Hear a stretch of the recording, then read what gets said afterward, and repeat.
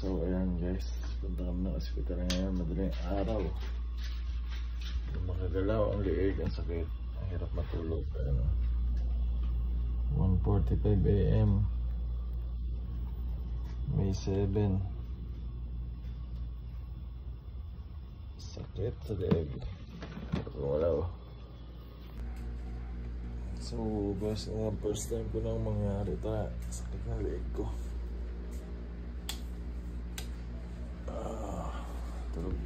Tulog sila. Mag-alas 2 guys. Alam ko lang may stiff neck na isusugod ko yung sarili ko sa ospital. Ang hirap gumalaw.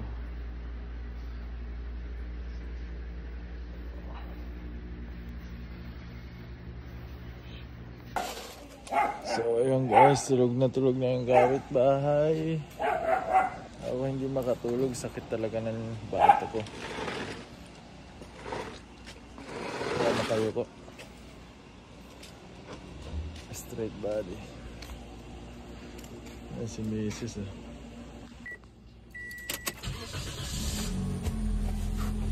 Ano, 1:50 AM na guys. 21 na dito. Sakit.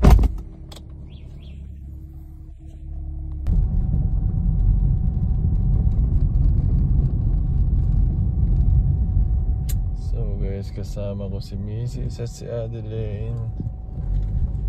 Makatulog sa sakit ng leg, kaya punta ng ospital.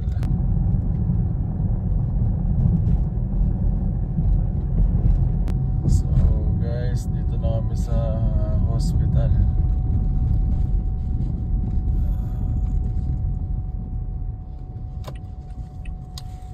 Check up.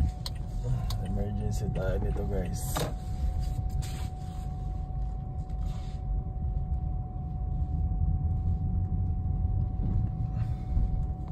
So ayan guys, kaya ako nagdesisyon na isugod ko yung sarili ko sa ospital kasi habang nasa bahay ako, nasusuka na rin ako sa sobrang sakit ng stiff neck ko. Kasi first time kong maramdaman to.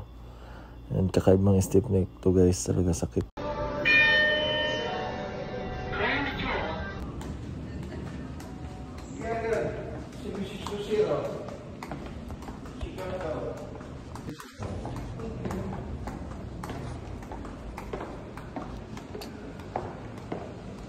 Thank you po.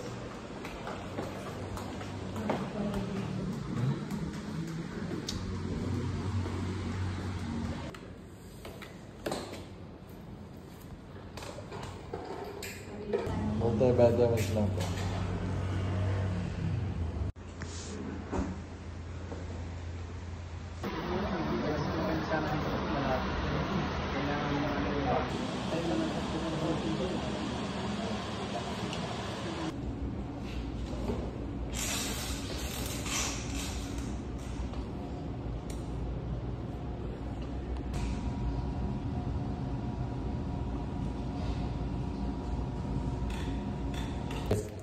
Hindi, yung ulis nito.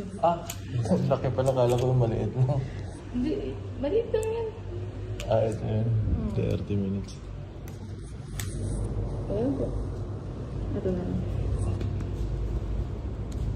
At dito nga guys, dinaanan sa dextrose yung painkiller para mabilis umepekto guys, kasi para mawala na yung sakit.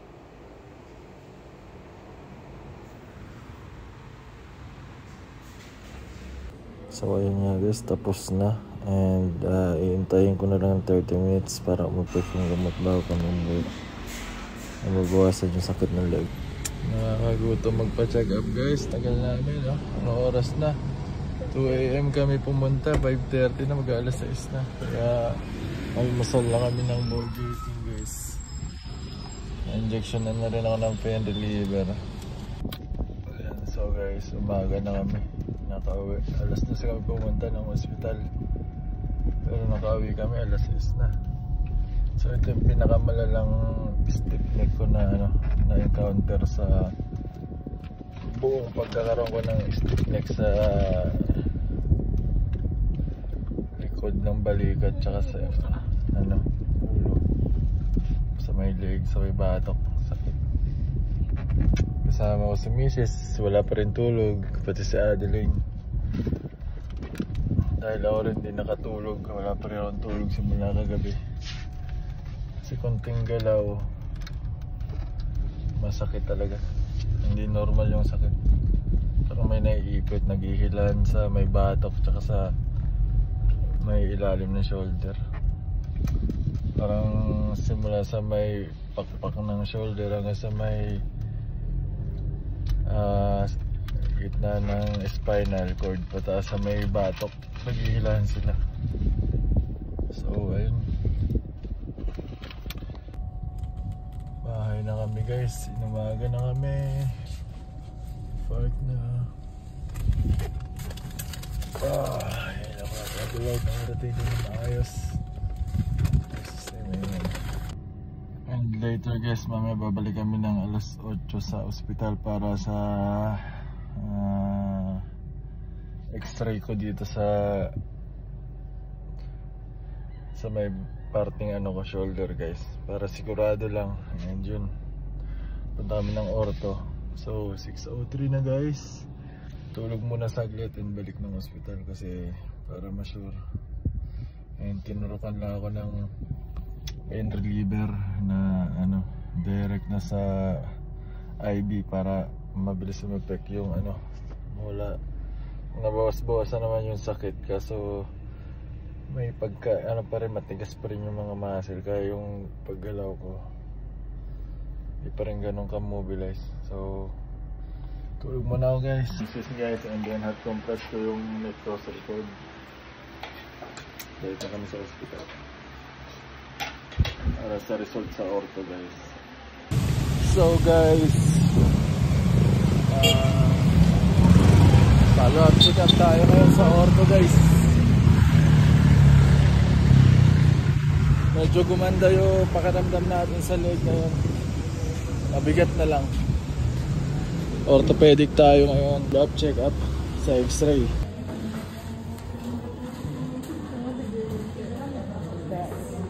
Ito nga pala yung x-ray ko guys. Yung liig ko wala namang bali, and yung left and right shoulder ko. So guys, ito yung gamot natin. Mayonal for 5 days and 120 mg sakit. Hindi ko pa rin talaga magawa ng maayos guys. Matigas dito. Ito iba tong stick na gata.